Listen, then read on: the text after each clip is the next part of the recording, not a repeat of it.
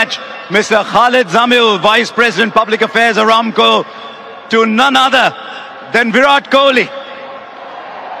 Let the emotion run, Virat. What does this mean to you? Well, this was my last T20 World Cup, and this is exactly what we wanted to achieve.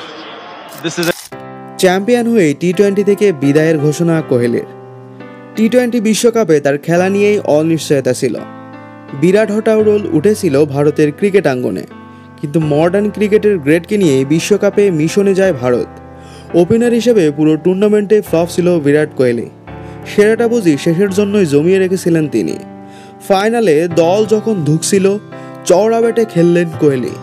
টি-20 বিশ্বকাপ জেতার পরই দিলেন ক্রিকেটের সংক্ষিপ্ত format থেকে অবসরের ঘোষণা। Well, this was my last T20 World Cup, and this is exactly what we wanted to achieve. ক্রিকেটের সংক্ষিপ্ত ফরম্যাট টি-20 থেকে অবসরের ঘোষণা দিয়েছেন বিরাট কোহলি। ব্রিজটাউনে বিশ্বকাপের ফাইনালে দক্ষিণ আফ্রিকাকে 7 রানে হারিয়ে বিশ্ব চ্যাম্পিয়ন হয়েছে ভারত। ফাইনালে 59 বলে 76 রানের ম্যাচ জেতানো ইনিংস খেলে ম্যাচ সেরা হয়েছেন বিরাট কোহলি। ফাইনালের ম্যাচ সেরার পুরস্কার নিতে এসে আন্তর্জাতিক টি-20 থেকে বিদায়ের ঘোষণা দেন তিনি।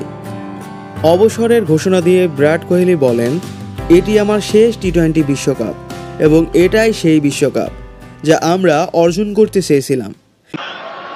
This was my last T20 World Cup, and this is exactly what we wanted to achieve.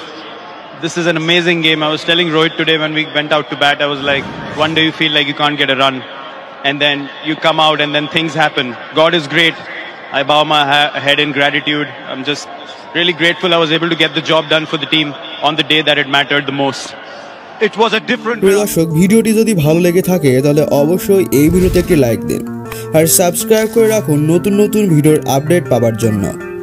আর চ্যানেলটি ভিজিট করে দেখে নিন পুরাতন সব ভিডিওগুলো।